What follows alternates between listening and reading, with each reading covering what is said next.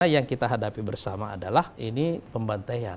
Jadi dalam tatanan global, di mana ada organisasi seperti PBB yang mengayomi kita semuanya menyaksikan peristiwa pembantaian selama 2 tahun terakhir ini dan tidak satupun individu, negara, ataupun lembaga multilateral seperti PBB ini yang bisa menghentikan pembantaian itu. Jadi mana ini nilai kemanusiaan, mana demokrasi? Kalau ini kemudian kita tidak bisa menghentikan apa yang dilakukan oleh Israel, ini bisa kemudian menyebar kemana-mana, artinya negara yang lain saling menghantam gitu kan, yang ditakutkan. Kalau ini tidak dihentikan, nanti orang bertanya, oh kalau begitu nggak ada gunanya PBB ada. Itu pertanyaan terbesar juga lari ke Amerika. Apakah Amerika masih ingin menjadi sponsor dari pembantaian, dari genosida? Kalau Anda melanjutkan dukungan kepada Israel, ini kan sama artinya Anda melanjutkan dukungan kepada pembantaian. Kita sudah mengundang negara-negara selatan untuk yang pernah ada dalam penjajahan hadir dalam konferensi ini dan menebarkan semangat perlawanan untuk merdeka itu. Nah, yang tersisa dari semangat Bandung itu sebenarnya tinggal satu ini, Palestina.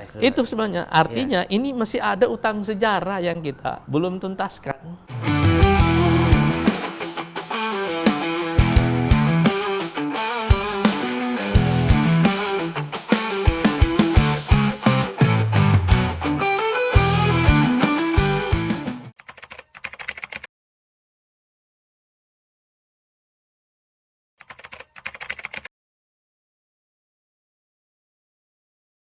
Sahabat Kompas.com, bertemu lagi bersama saya Tatang Guritno di acara Kelas White unggulan nomor 1 Kompas.com. Gaspol, ngobrol gas, pasti nampol.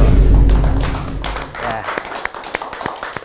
Terima kasih, siang hari ini kita sudah diterima di kantornya, ini kantor yang luar biasa banget, dengan tokoh yang luar biasa. Ini penonton terbanyak di Gaspol ini. Kita masih ingat kita sudah bertemu dengan Wakil Menteri Luar Negeri Pak Anies Mata.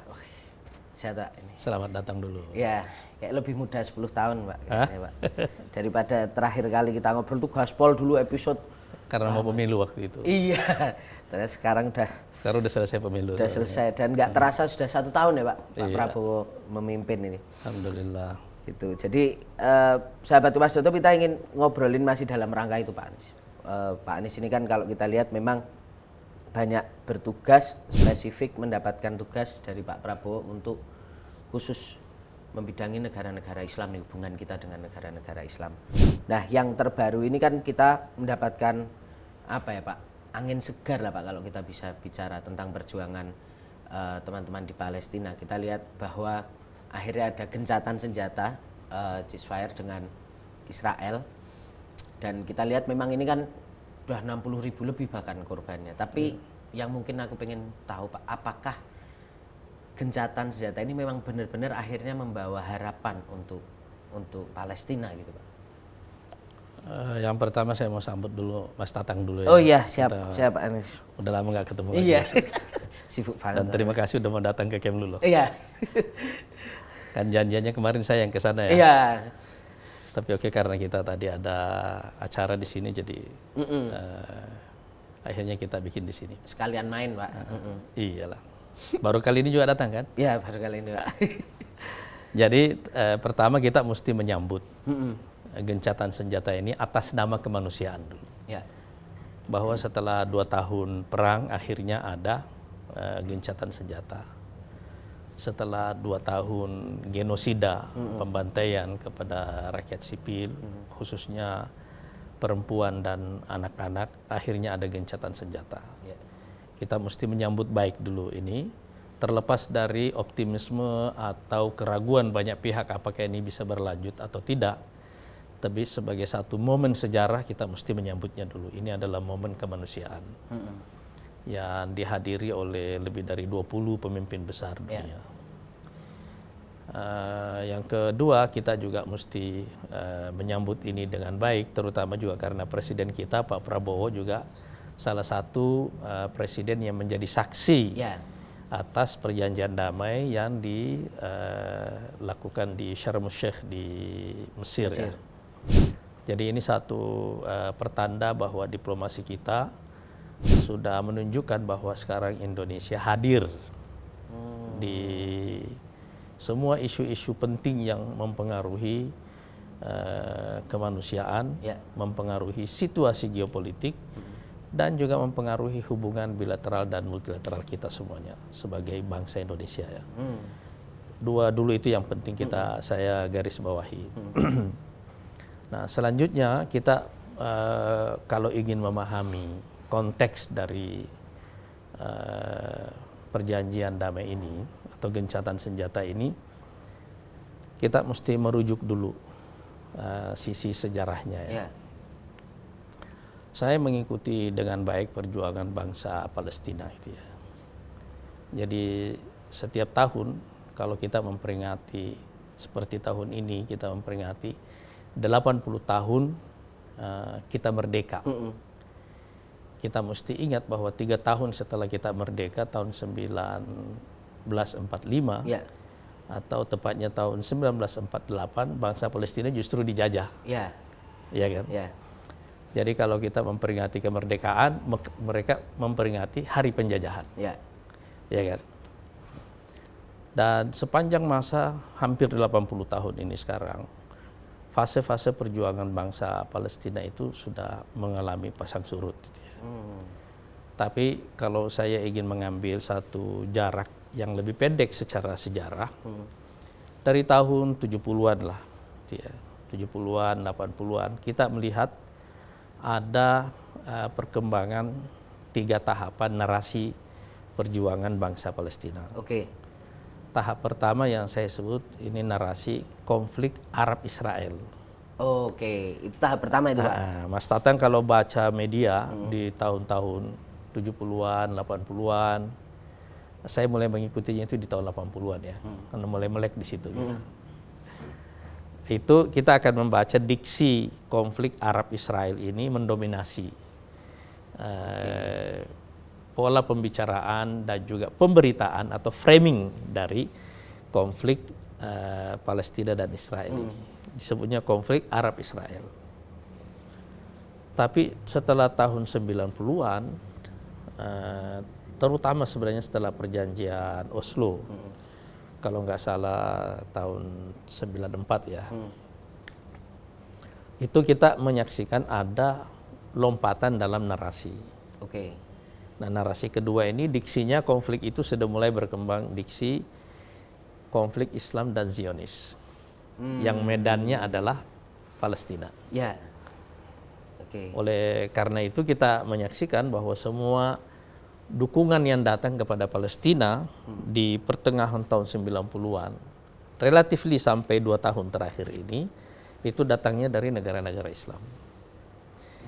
Di periode itu kita menyaksikan bahwa demo-demo yang ada itu cuma ada di negara-negara Islam, seperti di Indonesia dan di negara-negara lain lah. Gitu ya. Jadi ada perluasan dalam skala pelibatan dalam konflik. Kalau dulu awalnya Arab-Israel, sekarang... Jadi yang konflik cuma 2 ini. Jadi Palestina sama Israel bertengkar sendiri. Ya kan? Yang tetangga Arabnya pun juga lepas tangan. Kalau ini semua negara Islam mulai terlibat di periode itu tahun 90-an itu ya. Dan saya kira di Indonesia ini ya demo-demo Palestina itu kan mulainya tahun 90-an itu kan. Dukungan kepada Palestina itu. Karena ada simbolisme Masjid Al-Aqsa. Al-Aqsa. Ya kan? Dan bahwa Palestina itu adalah, atau Masjid Al-Aqsa itu adalah tanah wakaf bagi kaum muslimin. Oleh karena itu sisi simbolisme ini dan narasi Islam Zionis ini itu berkembang sangat kuat waktu itu, dan ini men-scale up tingkat partisipasi dan dukungan kepada perjuangan bangsa Palestina. Akhirnya banyak negara yang akhirnya mulai memperhatikan gitu ya. Tapi di periode itu model perlawanan bangsa Palestina kepada Israel, karena ini sudah mulai keluar dari Fatah misalnya, ini organisasi baru, generasi baru yang sudah tidak percaya lagi kepada garis perjuangan yang sebelumnya, terutama setelah Oslo ya. Mereka merasa bahwa kalau kita tidak berjuang dengan cara yang lain untuk memerdekakan negeri kita, ini kita tidak akan merdeka. Cuma waktu itu sarana yang tersedia adalah batu dan ketapel. Jadi Mas Tatang kalau lihat foto-foto tahun 90-an itu anak-anak kecil yang melempar Israel dengan batu, dengan ketapel dan seterusnya. Nah, ini dulu yang kita kenal dengan istilah intifada. Oh, oke, Gitu ya. oke. Itu tahun 90-an, tahun 2000-an awal dan seterusnya. Ini terus berkembang dan kalau kita melihat 2 tahun terakhir ini setelah perang Palestina yang besar ini dan akhirnya menyebabkan terjadinya genosida, pembantaian ini, narasinya sudah bukan Islam Zionis lagi. Narasinya sudah berkembang menjadi kemanusiaan dan anti kemanusiaan. Karena yang kita hadapi bersama adalah ini pembantaian. Ya. Ya. Jadi dalam tatanan global, di mana ada organisasi seperti PBB yang mengayomi kita semuanya menyaksikan peristiwa pembantaian selama 2 tahun terakhir ini dan tidak satupun individu, negara, ataupun lembaga multilateral seperti PBB ini yang bisa menghentikan penjajahan, pembantaian itu. Ya. Itu sudah menjadi isu kemanusiaan, ya kan? Jadi kita semuanya menyaksikan bahwa, oh jadi kita semua nggak bisa nih menghentikan pembantaian itu semua kan, yang dilakukan oleh satu negara dan relatifly oleh satu orang, namanya Netanyahu ini. Ya. Iya kan? Ya. Jadi ini pertanyaan bagi dunia. Pertanyaan juga bagi nilai-nilai kita semuanya. Jadi mana ini nilai kemanusiaan, mana demokrasi? Ya. Dan inilah pertanyaan yang akhirnya men-scale up tingkat partisipasi dan dukungan kepada perjuangan Palestina. Inilah yang menyebabkan kenapa banyak negara barat Akhirnya juga terlibat. Bukan lagi di negara-negara Islam. Jadi Anda melihat demo-demo di Eropa, di Amerika, di Australia, dan seterusnya. Iya kan? Kemudian juga muncul pertanyaan, apakah lembaga-lembaga multilateral ini seperti PBB yang akhirnya hanya menjadi macan ompong di depan genosida ini masih relevan atau tidak? Oh, muncul pertanyaan itu bahkan ya. Ini kan menggoncang sistem secara keseluruhan. Ya. Satu tatanan nilai kemanusiaan kita, tatanan keadilan dan seterusnya. Buat apa kita bicara demokrasi sekarang, kebebasan dan seterusnya? Iya kan? Dulu kan negara Israel didirikan atas dasar bahwa mereka adalah korban genosida. Ya. Mereka korban pembantaian. Holocaust itu ya Pak ya. Sekarang yang pernah menjadi korban pembantaian ini sekarang tiba-tiba menjadi pelaku pembantaian. Apa yang bisa kita lakukan? Ternyata kan nggak ada kan? Ya. Ini kan terus berlanjut. Jadi ini menggoncang sisi kemanusiaan kita semuanya. Dan ini yang menyebabkan terjadinya ledakan partisipasi dan dukungan kepada kemerdekaan Palestina. Orang baru aware, oh ternyata ini bukan sekedar konflik Arab-Israel, ini bukan sekedar konflik Islam Zionis. Ini ada yang lebih besar dari itu. Ini menyentuh akar kemanusiaan kita semua. Ini konflik antara kemanusiaan dan anti kemanusiaan. Tapi terus pertanyaan besarnya, terus lembaga multilateral ini masih ada ininya nggak? Masih bisa melakukan sesuatu? Iya kan? Saya kira keterlibatan para pemimpin negara Barat dan juga banyak lagi pemimpin-pemimpin lain seperti dari Amerika Latin dan dari bagian lain dunia ini, baik di yang kita sebut sebagai kelompok di Barat atau collective West yang biasa kita sebut, ataupun yang kita sebut dengan yang di Global South, sama semuanya concernnya. Ini menggoncang sendi-sendi tatanan global yang sekarang ini ada. Itu masalahnya. Oke.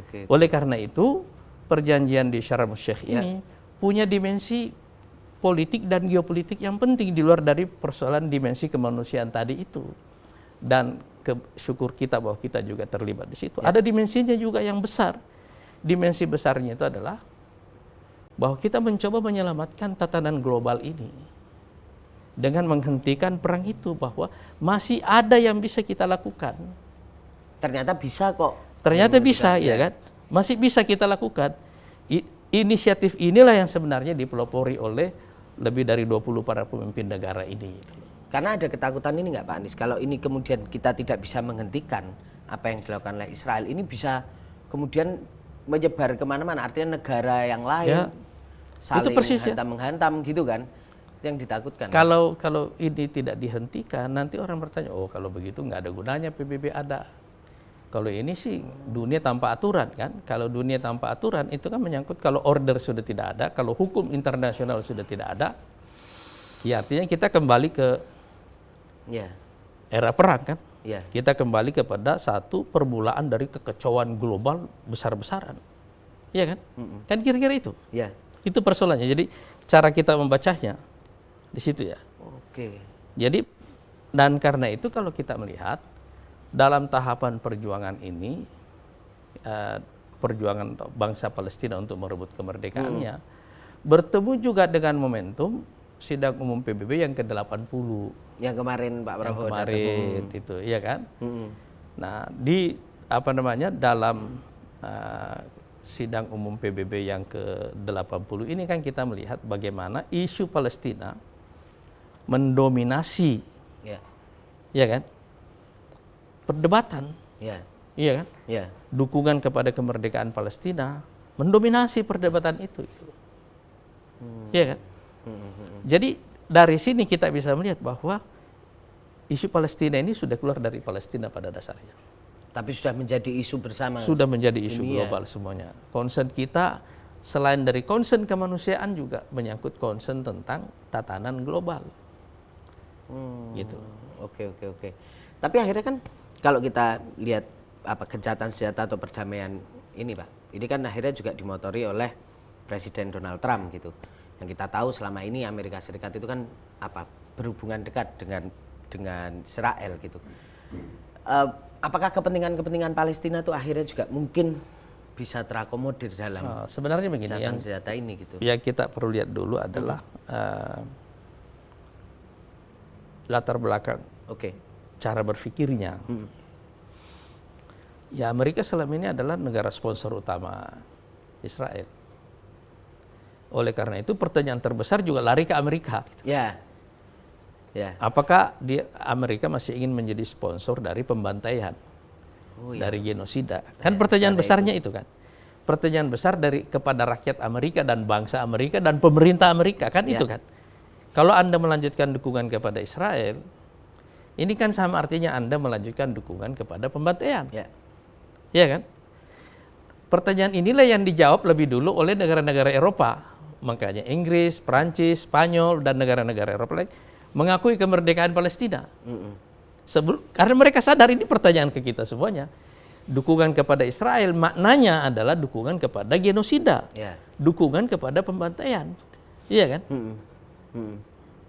Kan itu. Benar. Nah sekarang pertanyaan sama juga ditujukan kepada pemerintah Amerika, kepada rakyat Amerika, kepada bangsa Amerika.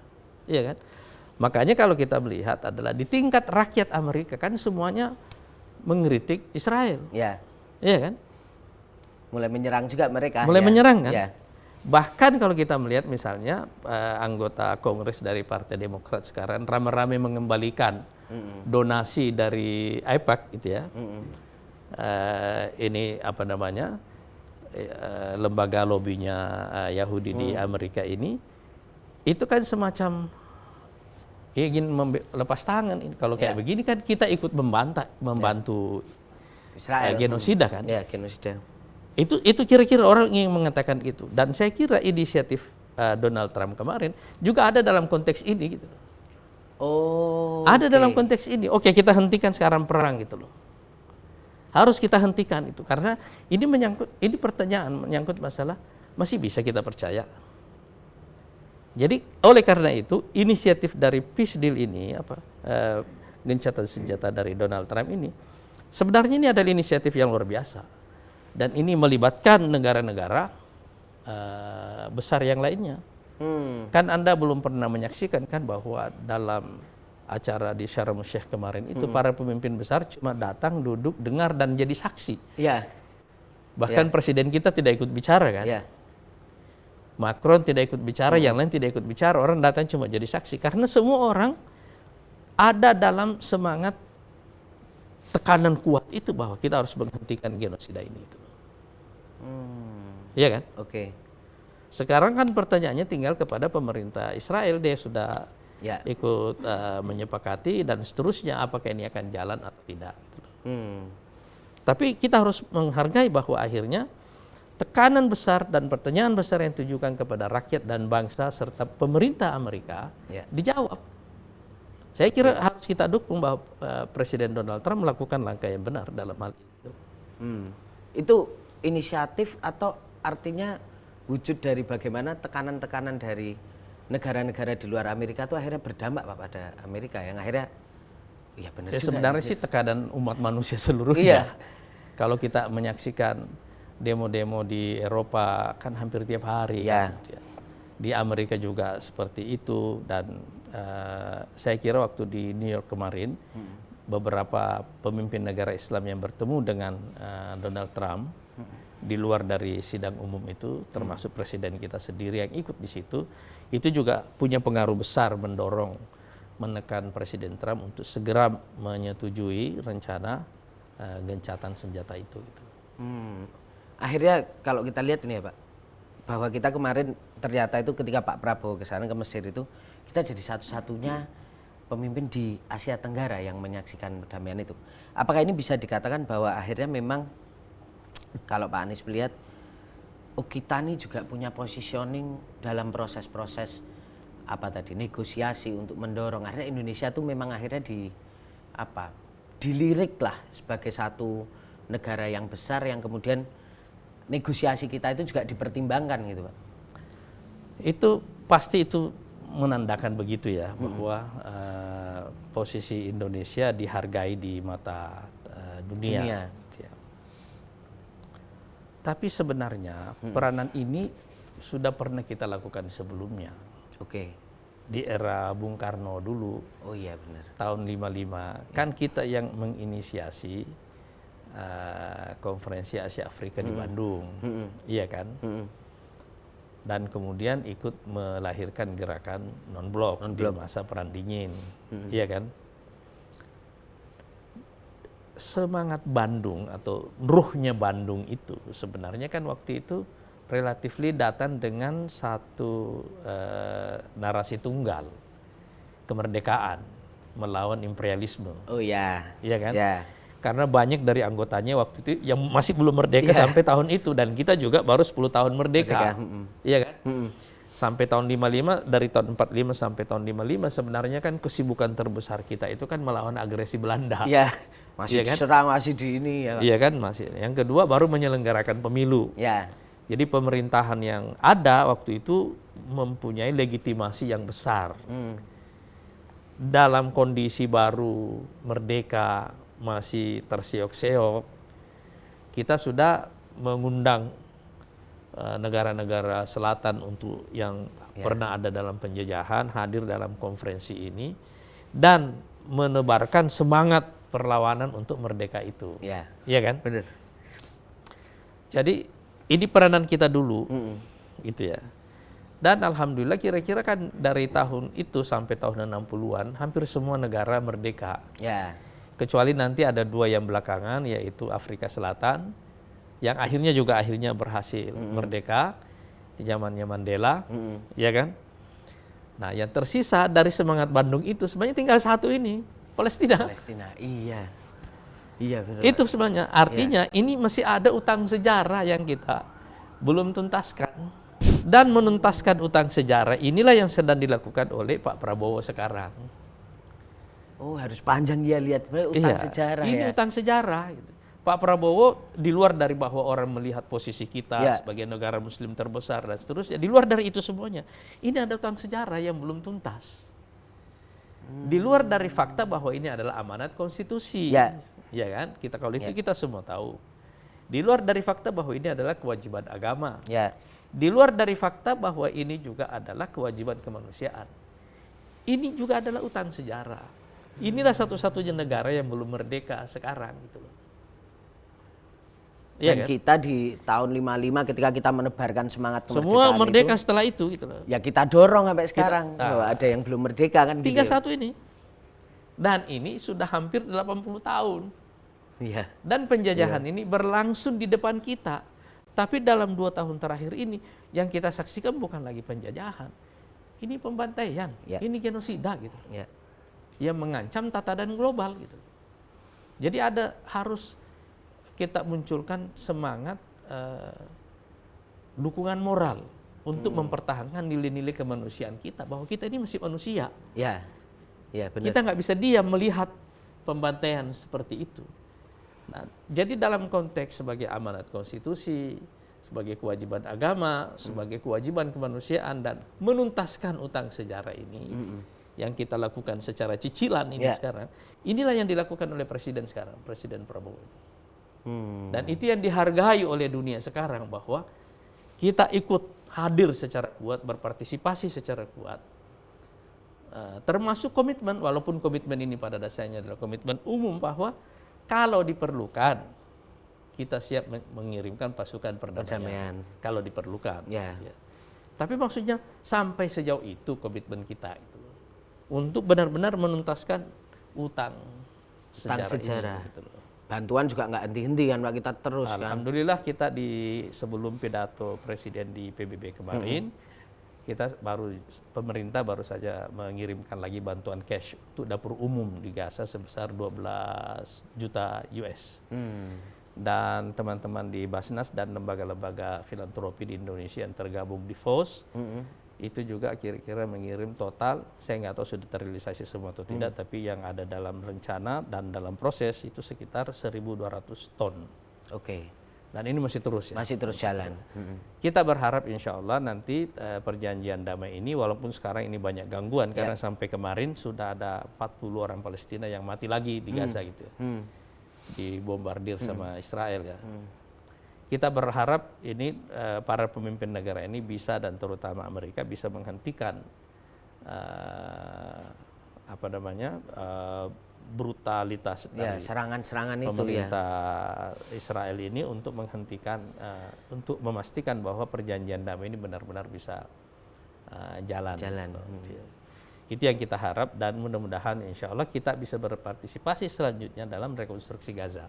Gitu ya, rekonstruksi Gaza. Karena kan kalau dengan gencatan senjata ini kan termasuk bantuan-bantuan kan kemudian bisa masuk kan Pak. Kalau Gaza ini kan sekarang sudah tidak layak huni ya. Iya. Tapi kita di sini menghadapi satu kontradiksi bahwa Gaza aja tidak layak huni, cuma orangnya juga nggak mau meninggalkan Gaza. Iya, masih tetap bertahan di situ. Itu juga menunjukkan bahwa kesetiaan warga Gaza kepada tanahnya, kepada rumahnya, kepada cita-cita perjuangannya itu luar biasa. Kita sebagai bangsa ya, di level rakyat mesti belajar. Ya, bagaimana keteguhan. Ini bangsa yang teguh dengan cita-cita perjuangan yang itu. Nah, Pak Aris, kalau menyambung dari situ tadi, bahwa kalau misalnya dalam konteks yang lebih besar, kaitannya tidak hanya soal Palestina, apakah hutang sejarah ataupun hubungan-hubungan kita dengan negara-negara Islam yang dulu juga terjalin dengan sangat baik gitu ya, itu kemudian sama Pak Prabowo itu dilanjutkan sampai beliau memimpin ini, termasuk ketika menugaskan Pak Anies Mata untuk spesifik mengurus hubungan-hubungan dengan negara-negara Islam. Kayaknya kan baru kali ini Pak. Nah, ini menarik, ini Mas Tatang, ini menarik nih. Jadi memang dalam sejarah Kementerian Luar Negeri di sini baru pertama kali ada jabatan ini yang khusus menangani dunia Islam. Selama ini di Kemlu itu ada Direktorat Jenderal Amerika Eropa, Asia, Afrika dan Pasifik, ASEAN, gitu ya. Jadi ada teritori yang seperti itu, tapi tidak ada teritori yang tematik. Teritorinya wilayah berarti Pak? Wilayah. Kalau ini teritori yang tematik. Gitu ya. Ini dunia Islam. Sebenarnya saya kira ada latar belakang yang penting untuk kita pahami di sini. Yang pertama, Presiden sendiri, Presiden Prabowo mempunyai concern ke dunia Islam ini. Untuk banyak sekali alasan sejarah, alasan agama, alasan budaya, dan juga sekarang alasan politik, tapi ada alasan yang sangat penting, yaitu alasan geopolitik. Bahwa dunia sekarang ini sedang memasuki tahapan kekacauan yang luar biasa. Tadi kemarin sore di rapat kabinet beliau menyebut ada lebih dari 100 konflik atau bersenjata yang sekarang sedang berlangsung di banyak titik di seluruh dunia, dan titik-titik konflik itu paling banyak adanya di negara-negara Islam. Ya, termasuk yang Palestina ini. Iya kan? Coba kalau kita lihat misalnya perang Ukraine misalnya. kan nggak pernah ada pertemuan sebesar yang terjadi di Sharm el-Sheikh untuk menyelesaikan perang Ukraina ini kan. Sampai didatangi banyak negara gitu ya. Jadi artinya spot-spot konflik besar di dunia ini adanya di negara-negara Islam itu. Dan di negara-negara Islam ini spot-spot konflik ini mempunyai potensi sebagai game changer dalam situasi geopolitik dunia bagi tatanan global, bukan hanya dalam makna negatif tapi juga dalam makna positifnya. Oke. Artinya dia berpotensi menjadi tempat eskalasi perang. Coba kalau kita lihat sejak 2 tahun terakhir ini yang terjadi kan bukan cuma perang antara Israel dengan Palestina. Iya. Israel sudah menyerang Syria, menyerang Lebanon, menyerang Iran, ya kan? Ya. Menyerang Yaman, yang terakhir menyerang Qatar. Qatar itu yang yang adalah kaget, sekutu ya. Amerika. Iya. Iya kan? Iya. Oke Pak, aku ingin mengelaborasi lebih lanjut tadi soal bagaimana negara-negara Islam ini sebagai game changer tadi itu Pak. Itu artinya dalam, mungkin kalau dari makna yang soal pertahanan ya, artinya ketika negara-negara Islam ini perdamaiannya tidak bisa dijamin, itu bisa memicu eskalasi perang yang bahkan mungkin kita bisa bilang ancaman perang dunia ketiga itu bisa terjadi karena itu Pak, atau gimana Pak? Sangat mungkin. Bahkan sebenarnya dalam beberapa kali dalam pertemuan terbatas ya, Presiden menyatakan asesmennya sebagai militer ya, sebagai pribadi. Ya potensi perang dunia itu mungkin kalau kita skor mungkin bisa sampai 70%. Mendekati. Ya, sekarang coba kita lihat. Iran dan Israel ini kan sama-sama punya nuklir. Iya. Iya. Iya kan? Iya. Kemarin kan perangnya ini baru 12 hari, udah segitu kan? Udah kayak gitu ya. Gimana kalau lanjut? Iya. Iya kan? Iya. Dan di situ ada negara tetangga lain yang juga secara militer juga kuat. Ada Turki, ada Mesir, iya kan? Coba kita lihat efeknya kepada disrupsi dalam alur logistik dunia, iya kan? Harga-harga jadi naik dan lain sebagainya. Laut Merah itu kan itu dan kanal Sueznya Mesir itu luar biasa. Jadi dalam hal ini sebenarnya Mesir selama masa memang tidak diserang oleh Israel, tetapi efek serangan Houthi kepada logistik Israel ke wilayah itu telah menyebabkan Mesir kehilangan revenue miliaran dolar. Iya kan? Efeknya secara politik, secara ekonomi, secara sosial dan seterusnya itu dahsyat sekali gitu loh. Kalau situasi ini berkembang terus dan tidak dicegah, eskalasinya itu bisa jauh lebih dahsyat daripada yang sekarang ini ada gitu. Oke. Pak, itu kenapa bisa terjadi bahwa akhirnya sumbunya itu di Timur Tengah? Kalau kita lihat belajar dari Perang Dunia 1 dan 2 kan Eropa tuh Pak mainnya.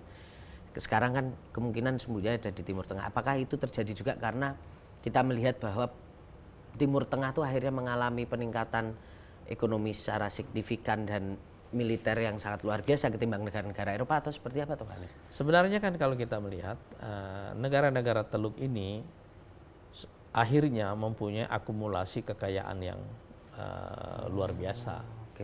Iya kan? Akumulasi karena sudah lama ya. Negaranya kecil, sumber dayanya besar. Mungkin ekonominya tidak terlalu terdiversifikasi seperti ekonomi kita atau ekonomi negara industri atau kayak Turki misalnya, tapi karena penduduknya kecil, akumulasi kekayaan ini menyebabkan mereka mempunyai cash flow yang besar. Nah, sekarang pertanyaannya di mana mereka mereinvestasikan itu? Selama ini mereka mereinvestasikannya kembali, hasil akumulasi kekayaannya itu kan ke Amerika dan ke Eropa. Iya kan? Bahkan ada satu catatan misalnya jumlah properti yang dimiliki oleh Qatar, baik sebagai government ataupun sebagai individu, mungkin sudah lebih besar daripada yang dimiliki oleh keluarga kerajaan Inggris di Inggris saja. Iya kan? Iya. Gitu loh. Secara logis ini pasti akan mempengaruhi kehadiran mereka di pusat-pusat ekonomi Barat, gitu ya. Jadi ini tidak secara akumulatif, ini akhirnya mempunyai impact. Nah sekarang bagi negara-negara seperti Amerika dan Eropa, kalau Israel datang membawa masalah bagi politik domestik mereka, sekarang negara-negara Teluk ini kan datang bawa investasi gitu loh. Kan ini akhirnya ada pertanyaan begitu juga kan bagi mereka gitu loh. Nah tapi dalam konteks kita semuanya, ini yang saya maksud itu bahwa daerah ini adalah spot konflik yang paling berbahaya di dunia. Tapi di sisi yang lain juga di sini ada peluang. Peluang inilah yang dibaca oleh Presiden. Oleh karena itu kunjungan pertama beliau di awal-awal kan semuanya ke Teluk ini. Sudah ke Saudi, ke Qatar. Di Qatar ada komitmen investasi 2 miliar, di Saudi ada 27, dengan Emirat. Juga ada dengan Mesir. Kemudian dengan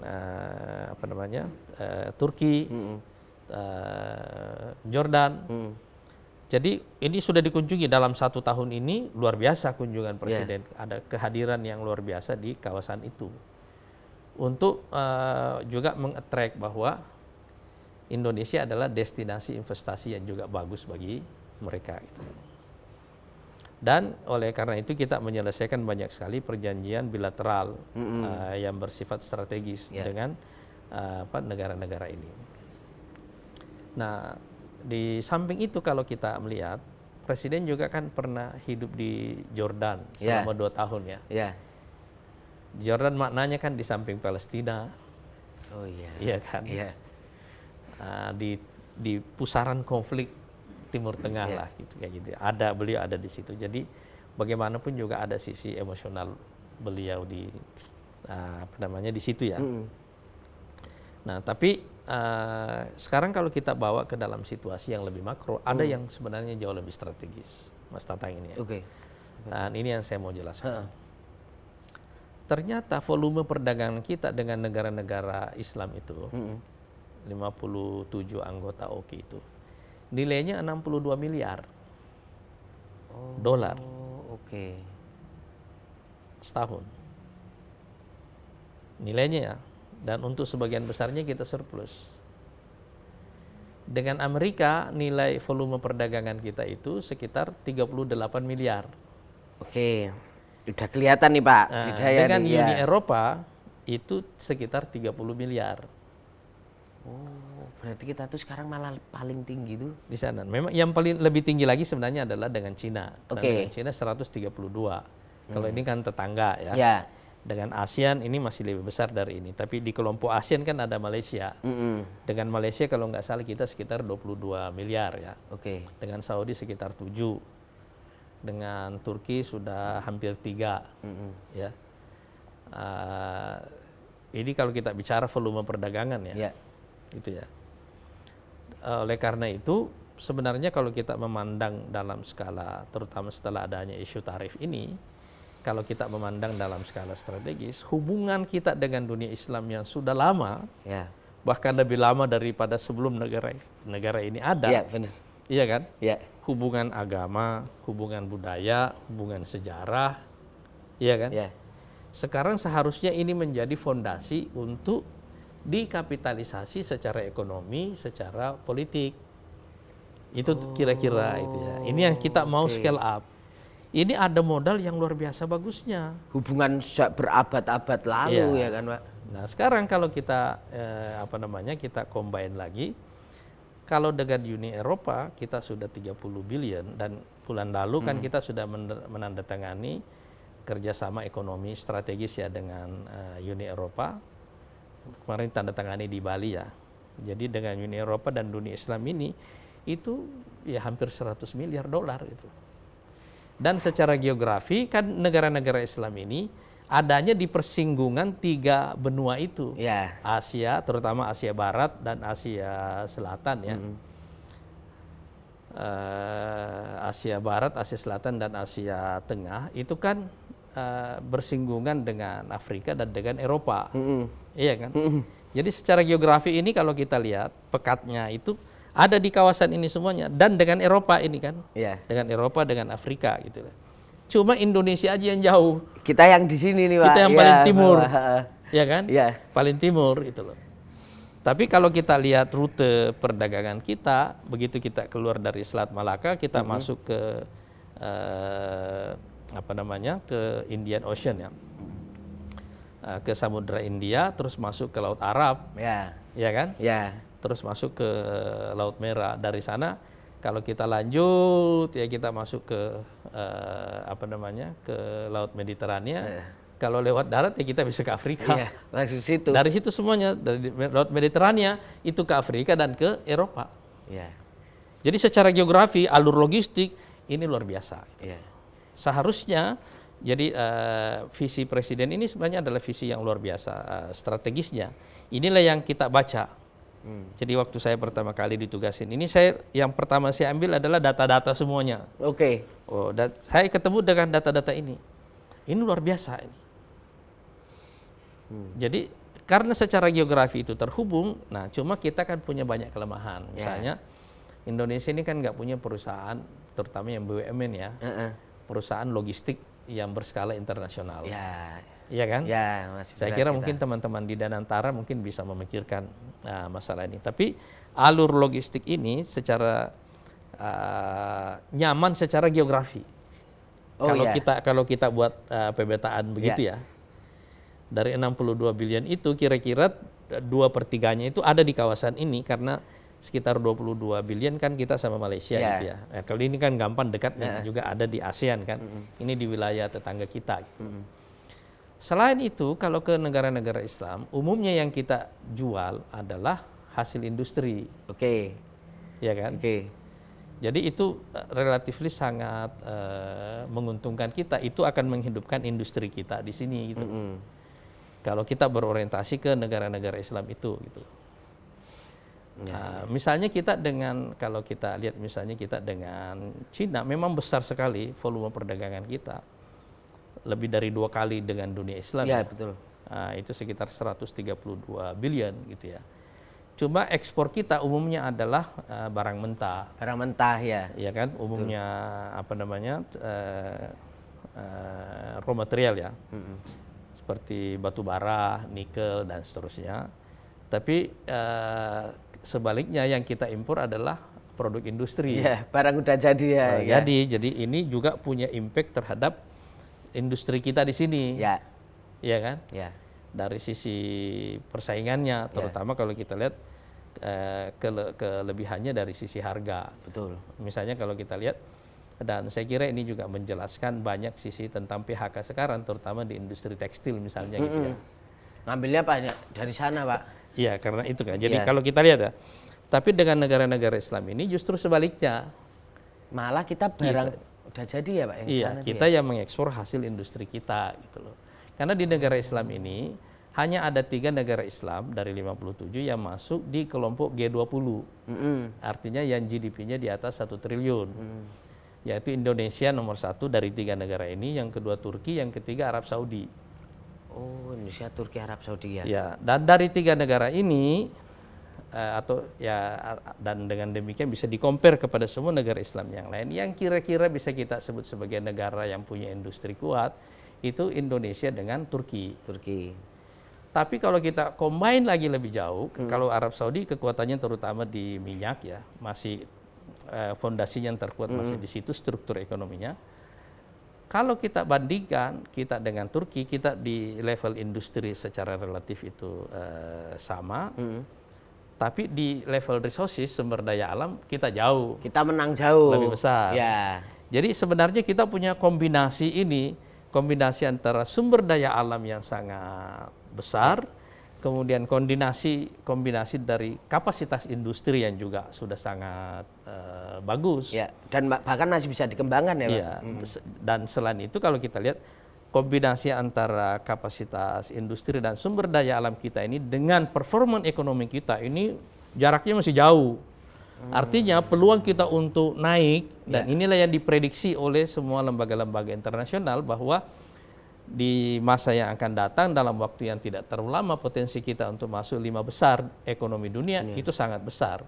Itu semua sekarang diyakini juga di dunia Islam.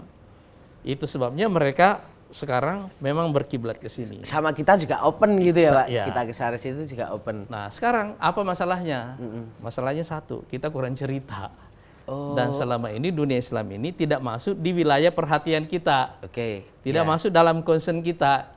Kita terlalu berorientasi ke Eropa atau ke Amerika dan seterusnya. Padahal Amerika sama Uni Eropa combine, sama dengan negara-negara Islam. Negara Islam sama. Iya kan? Ya. Oke, Pak. Tadi menarik. Kurang cerita. Kita ternyata kurang cerita. Artinya secara masyarakat kita tuh secara campaign tuh tahunya, oh ya selalu Eropa, Amerika. Padahal itu tadi, Pak ya. Dunia Islam itu tadi.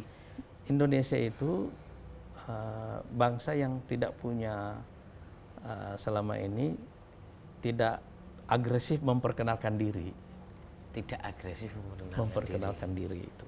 Oke. Jadi orang taunya Indonesia itu, kalau Indonesia apa sih gitu. Ya. Ide apa yang ada di top of mind orang. Kalau di dunia Islam itu, kalau orang sebut Indonesia, satu, jemaah haji Indonesia. Oke. Baik-baik, teratur, sopan. Ya kan? Ya. Paling terorganisir. Semua. Saya ketemu dengan para pemimpin yang saya kunjungi selama saya menjabat, atau dengan rakyat, dari mana Indonesia? Itu yang pertama orang ingat. Yang pernah haji, itu jemaah haji Indonesia top. Ya, benar. Yang kedua, Bali. Bali, betul, Pak. Ya kan?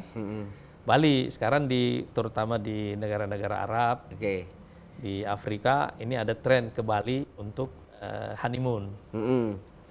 Banyak nih, negara kecil seperti Tunis misalnya, saya baru transit di sana beberapa waktu lalu.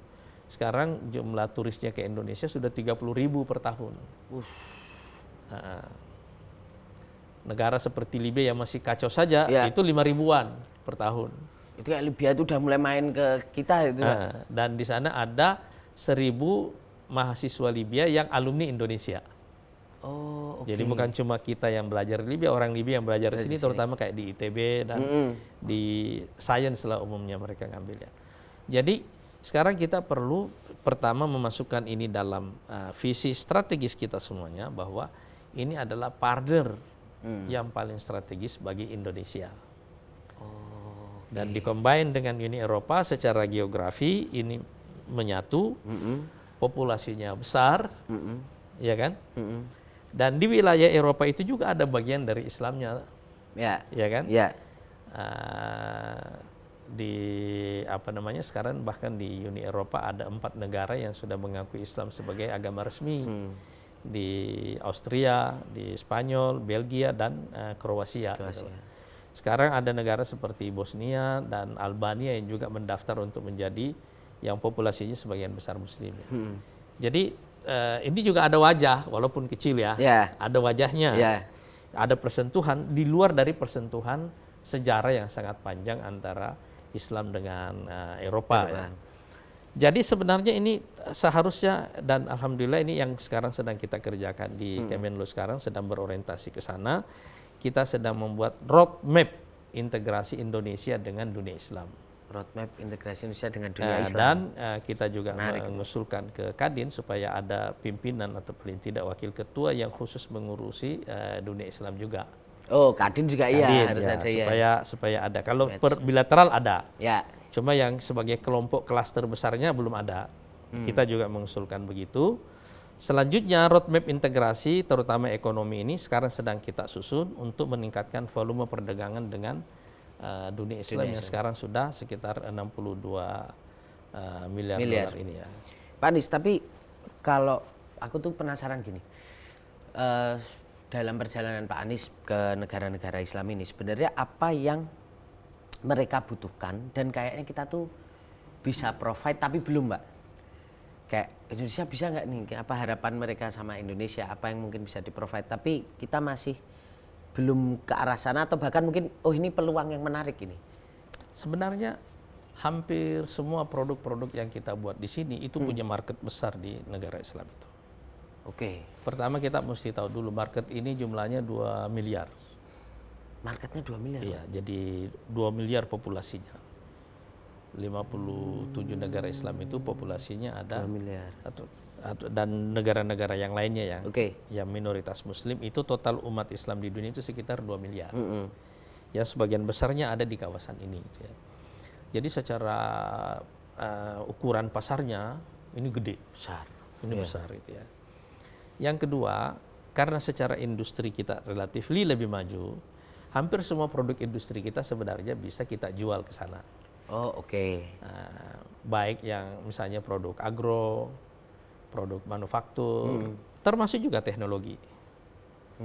Itu banyak yang bisa kita jual. Tapi list dari atau top list dari kebutuhan negara-negara per negara itu berbeda-beda. Nah, sekarang ini yang sedang kita pelajari secara detail untuk menyusun roadmap meningkatkan hubungan volume perdagangan kita dengan negara-negara Islam itu.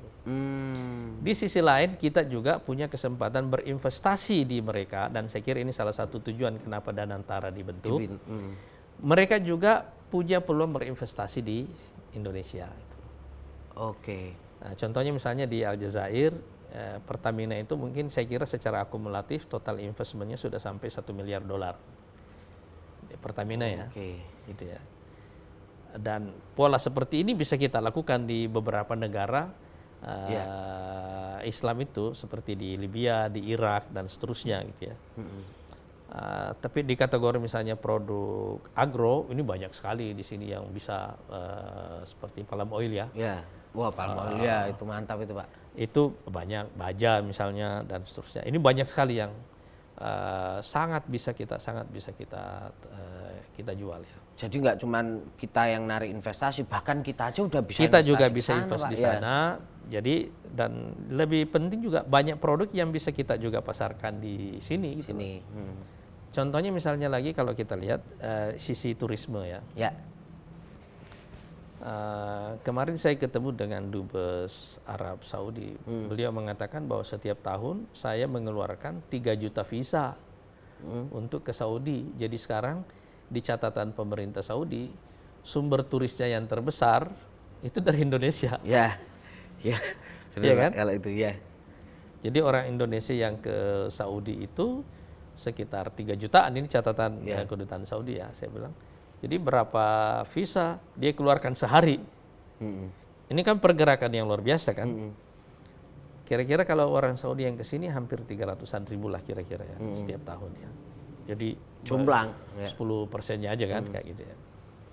Nah, tapi orang-orang yang pergi umrah ini kan juga bukan cuma pergi umrah, biasanya mampir ke mana-mana kan? Ya. Ke Turki, ke Jordan, ke Mesir, mungkin lanjut ke Tunis, ke Maroko. Nah, sekarang dengan negara-negara ini kita juga ingin menyambungkan supaya rute istilahnya rute orang pergi umrah ini diperluas ke wilayah yang lain. Kan orang bisa misalnya ke Uzbekistan, orang bisa ke Irak, ya kan? Jadi nggak cuma ke Saudi, tapi Indonesia satu kali paket. Saya kira kalau ini kita kelola dengan baik, ini akan menimbulkan pertukaran turis yang besar. Selain itu kita juga mulai memperkuat hubungan people to people ya. Bulan lalu kita mengadakan di sini festival film untuk negara-negara Islam. Dari 57 negara anggota OKI ada 16 negara yang mengirimkan film. Jumlahnya sekitar 62 film semuanya. Tapi setelah kita di screening yang kita putar di beberapa bioskop di 21 umumnya, itu sekitar 45 film dan dikunjungi oleh lebih dari 2.000 pengunjung. Ini satu gerakan pertama. Kita mulai dari tahun ini, insya Allah tahun depan akan kita buat lebih besar. Mudah-mudahan ide kita adalah bagaimana menjadikan Jakarta ini sebagai pusat dari event-event kebudayaan di dunia Islam. Gitu ya. Ini kita sudah mulai dengan film dan kita lihat antusiasmenya luar biasa. Bahkan ada satu negara yang mengirimkan 15 film, kalau nggak salah Iran kalau nggak salah ya. Itu mengirimkan 15 film sendiri dia. Jadi dan ini orang semuanya bersemangat, antusias. Padahal waktunya sangat pendek sekali ya. Mudah-mudahan tahun depan ini kita perbesar sebagai event kebudayaan ini. Bukan cuma film, mungkin kita bisa masuk nanti di musik, seni lukis, ya kan? Kan belum pernah kita menyaksikan kolaborasi band-band Indonesia dan band-band dari misalnya dari Mesir, dari Lebanon. Kan belum pernah kita lihat kan? Asik juga itu Pak. Asik, ya kan? Benar. Kan belum pernah misalnya kolaborasi band Indonesia Uzbekistan. Ya. Masa cuma bola? Ya. Benar Pak. Iya kan? Iya benar. Kan, nah, sekarang kita mau perbanyak. Misalnya lagi kolaborasi kuliner, iya kan? Fashion. Nah ini kita mau, insya Allah kita akan perkaya. Tahun depan kita akan buat eventnya lebih besar daripada yang sudah kita buat kemarin. Ya. Kemarin cuma kayak test the water ya. Ya. Cuma kita lihat antusiasmenya luar biasa. Dan ada yang menarik Mas Tatang, di Kemlu ini sudah ada Dirjen Ekonomi.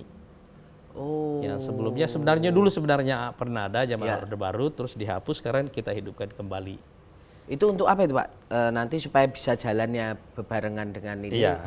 Jadi Dirjen Ekonomi ini insya Allah yang akan menjadi ada di garda depan kita ini untuk meningkatkan hubungan ekonomi kita dengan negara-negara lain. Investasi, perdagangan, turis, seterusnya gitu ya. Oke. Ini kita akan bekerja lebih agresif insya Allah. Gitu ya. Nah Pak, ini ada satu pertanyaan yang mungkin ini masih juga soal hubungan kita sama salah satu negara Islam gitu Pak. Soal itu loh Pak, WNI kita yang ada di Suriah.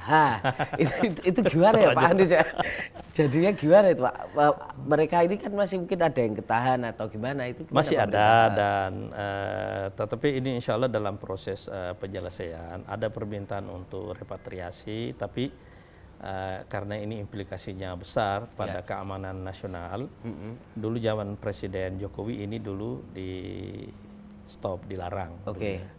Karena efeknya ke keamanan nasional gitu ya. Tapi sekarang kita sedang mempelajarinya.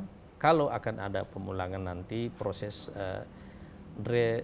sosialisasinya ke masyarakat bagaimana dan seterusnya dan kontrolnya bagaimana itu masih dalam kajian ya Pak. Masih dalam kajian. Tapi karena ini melibatkan banyak sekali kementerian juga ya. Tapi yang ini main course-nya teman-teman di BNPT ya. Oke. Jadi terutama di situ itu ya. Jumlahnya sendiri itu masih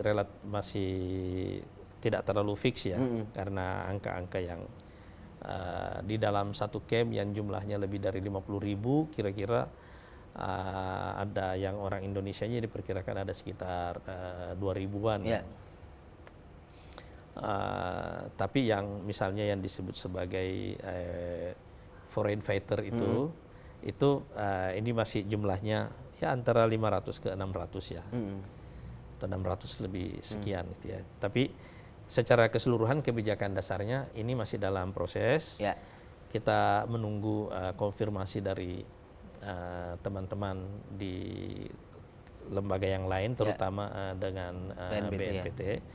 Saya kira mereka sudah melakukan kajian ke beberapa negara ya, untuk studi banding lah untuk membaca proses sosialisasinya kembali di masyarakatnya itu, karena di satu sisi dalam perspektif kemanusiaan kita tidak ingin mereka kehilangan hak-haknya sebagai warga negara, tapi histori panjang ini juga akan punya implikasi. Jadi kira-kira harus hati-hati ya Pak. Pertimbangannya lebih kepada asas kehati-hatian. Siap. Nah Pak, ini menjelang terakhir, ini ada depan Pak. Pak Anies Mata nulis buku Gelombang Ketiga Indonesia. Ini bagaimana potensinya? Ini Gelombang Ketiga Indonesia ini buku gimana, tentang apa ini Pak? Potensi apa ini Pak? Nanti tapi kita teman-teman boleh minta ya Pak? Boleh. Jadi buku Gelombang Ketiga ini saya tulis dulu diterbit tahun 2013. Jadi sudah 12 tahun lalu ya. Ini satu ide yang menggelayut dalam pikiran saya lama sebelumnya, sejak saya terlibat dalam politik. Intinya saya mencoba membaca ulang sejarah Indonesia dan proyeksi ke depan. Dari hasil bacaan saya itu dan juga core value masyarakat Indonesia dan potensinya secara keseluruhan, jadi ini bacaan yang komprehensif. Dan berkali-kali sudah saya presentasikan di hampir semua kampus besar di Indonesia, terutama di depan para guru besar ya. Ini dulu waktu awal-awal terbit di tahun 2013 itu. Jadi saya melihat begini, Indonesia ini sudah menyelesaikan 2 gelombang sejarah. Gelombang pertama yang saya sebut sebagai gelombang menjadi Indonesia. Menjadi Indonesia, ya. Kita ini kan tadinya adalah hamparan pulau-pulau Ya. yang ditata dalam kerajaan-kerajaan kecil, ya kan? Perbedaan bahasanya, jumlah bahasanya luar biasa, jumlah etnisnya luar biasa, tapi kerajaan-kerajaan kecilnya banyak. Cuma dalam masa penjajahan terus ini gagal semuanya menghadapi penjajah. Ya. Saya kira di waktu-waktu itu, terutama di pertengahan abad ke-19 ya, mulai muncul pertanyaan besar di kalangan orang-orang terdidik di Indonesia. Kita harus mencari identitas baru. Kalau kita bekerja dengan struktur politik yang lama, di hamparan Nusantara yang begini luas, kita nggak akan merdeka. Ya, gampang dipecah-pecah juga, Pak. Dipecah-pecah itu. Proses pencarian identitas baru itulah nanti yang membuncah, meledak menjadi gerakan nasional. Ya. Di awal abad 20. Munculnya Budi Utomo, Syarikat Islam, dan seterusnya. Ya. Puncak dari pencarian identitas ini adalah pada masa Sumpah Pemuda tahun 1928. Kita menyatakan satu bangsa, satu tanah air, satu bahasa, ya kan? Dan proses penemuan identitas ini membuat kita berbicara kepada penjajah, kepada orang luar sebagai satu entiti, Ya. ya kan? Ya. Udah mulai Sebagai muncul kan, Pak? Indonesia, Indonesia. sebagai Indonesia. Inilah yang kita declare tahun 45 Oke. sebagai satu entitas politik baru. Kerajaan-kerajaan kecil yang ada sebelumnya kita lebur semuanya jadi satu. Suku-suku semuanya lebur jadi satu. Bahasa yang banyak mesti kita pilih satu. Ya. Namanya Untuk jadi bahasa Indonesia. bersama, ya. Makanya kan kita rata-rata bilingual, Ya. ya kan? Ya. Saya orang Bugis, saya berbicara Bugis, gitu ya. Tapi saya juga berbahasa Melayu Indonesia, gitu ya. Oke. Iya kan? Ya. Jadi pemilihan bahasa Indonesia ini sebagai bahasa nasional menurut saya punya impact pada penguatan identitas nasional kita dan juga punya impact pada kohesi sosial kita gitu. Oke. Iya kan? Oke. Dan kelebihan bahasa Indonesia itu bahasanya sederhana betul gitu Ya. ya. Jadi gampang dipelajari. Ya, yang lain-lain oleh ya, semua benar. pihak, iya kan? Jadi itu satu. Nah, saya kira ini proses pencarian ini berlangsung hampir 1 abad ya. Tapi jadi di 50 tahun terakhir atau paruh kedua dari abad 19 ini kegelisahannya dan muncul sebagai gerakan di awal abad 20 sampai kita puncaknya kita merdeka tahun 45. Dari tahun 45 menurut saya sampai sekarang, jadi kita bagi jadi 3 orde lama, orde baru, dan orde reformasi. Ya. Yang secara rata-rata orde lama 20 tahun, orde baru 30-an tahun, orde reformasi sekarang 27 lah ya, Pak. 25 hampir, ya nanti tahun 2028 kan kira-kira genap 30 tahun ya orde reformasi ini.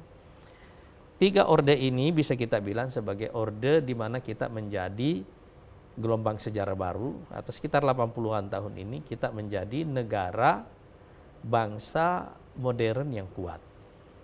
Oh, oke. Kita terombang-ambing dalam pilihan sistem selama masa orde lama. Orde lama kan bisa dibilang 10 tahun pertama kan eksistensi dulu. Ya. Menghadapi agresi balik Belanda, ya kan? Setelah 55 kita eksis sampai kemudian kita bikin konferensi Asia Afrika, kita punya pengaruh gaung yang besar, tapi selesai tahun 65. Diakhiri dengan kekacauan yang berdarah, ya kan? Setelah itu muncul orde baru, ya kan? Kalau di orde lama ini kan kita bisa bilang ada demokrasi, ya kan? Tapi tidak ada pembangunan. Ya, ada demokrasi tapi tidak ada pembangunan. Orang miskin kalau bebas, kacau jadinya. Ya. Ya kan? Ya. Dan kemiskinan kita itulah yang menjadi lahan empuk dari tumbuhnya komunisme. Betul. Tapi ini kan kemudian gagal. Ya. Cuma orde baru datang dengan antitesis. Kebebasan ini mesti kita ciutkan supaya kita bisa membangun. Makanya ada yang namanya premis dari pembangunan, mesti ada stabilitas politik, ya kan? mesti ada pertumbuhan dan seterusnya, baru ada pemerataan, kan itu kira-kira kan? Nah, kemudian apa yang dilakukan dalam untuk stabilitas politik? Penyederhanaan partai politik. Jadi di yang kita kanan semuanya lebur jadi satu, namanya P3. Yang kiri semua lebur jadi satu, namanya PDI. Baru kemudian pemerintah bikin partai baru, namanya Golkar. Golongan. Karena itu kita mewarisi warisan 3 ini, kanan, tengah, kiri. Iya kan? Kita tumbuh selama Orde Baru.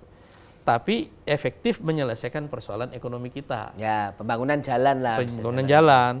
Inflasi yang tadinya sampai 600% itu bisa diredam, buta huruf bisa kita habiskan, dan seterusnya, pembangunan jalan dan efektif selama masa 30-an tahun itu.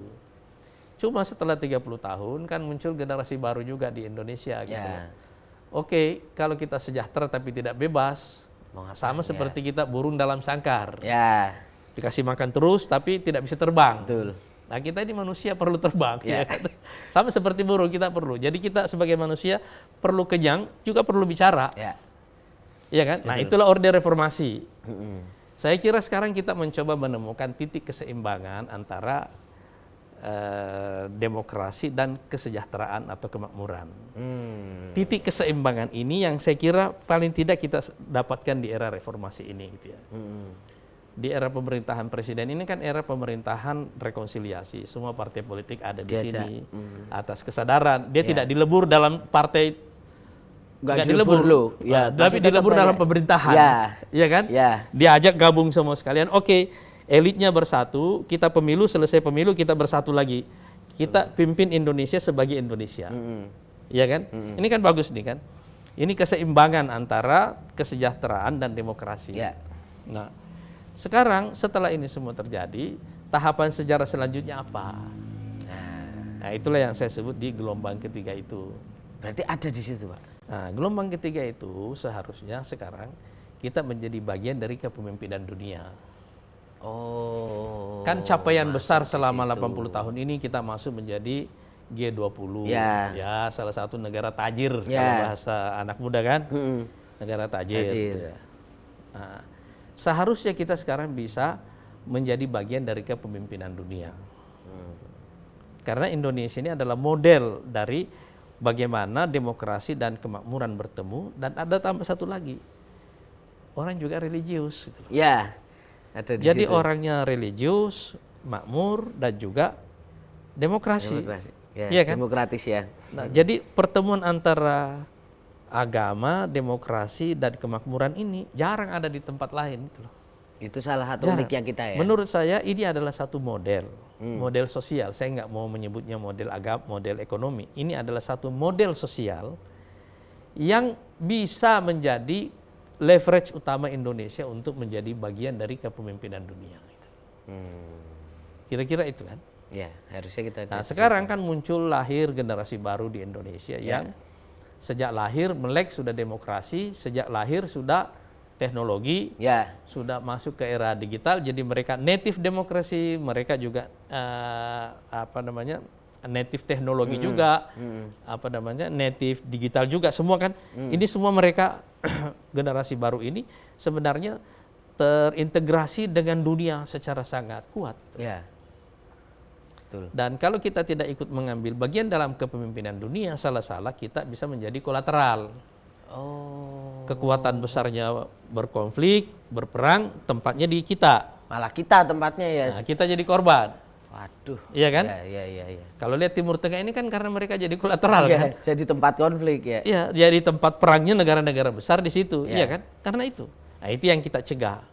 Oleh karena itu kita perlu memainkan peran-peran besar dalam kepemimpinan dunia itu. Itulah ide dasar dari gelombang yang saya maksud. Anggap saja itu harapan, bukan prediksi atau bukan. Seharusnya tahapan sejarah kita itu begitu ke depan. Gitu ya. Tahapan sejarahnya, gelombang baru dalam sejarah kita ke depan itu namanya gelombang ketiga Indonesia. Di mana kita menjadi bagian dari kepemimpinan dunia. Itu 12 tahun lalu kita bikin. 13 tahun, 12 tahun lalu ya. Gitu. Tapi kayaknya makin relevan ke sini ya Pak ya. Alhamdulillah. Siap. Oke Pak Anies, terima kasih banyak untuk berbicara. Nggak kerasa Thank you, udah ya. 1 jaman lebih nih Pak. Masa Kita, sih? Pak. Iya, sudah. Serius kita berarti? Serius kita. Ini ngomongin. Tapi gua aja yang serius, lo kagak serius. Iya, tapi sepertinya hampir sama Pak kita. Ini nggak harus kita kempesinnya secara ya. serius ini Harus, Pak. biar sehat. Biar sehat. Siap. Pak Anies semoga sehat selalu. Alhamdulillah. Program-program ke depan apapun kinerjanya semoga bisa bawa banyak manfaat lah Pak. Insya Allah. Gitu. Siap. Itu sahabat tumas.com, semoga bisa memetik banyak pelajaran dari obrolan saya bersama Pak Anies Mata. Akhir kata saya Tatang Gurito, mewakili segenap kru yang bertugas, ucapan terima kasih. Kita bertemu lagi di Ngegas dan Nampol selanjutnya. Bye bye.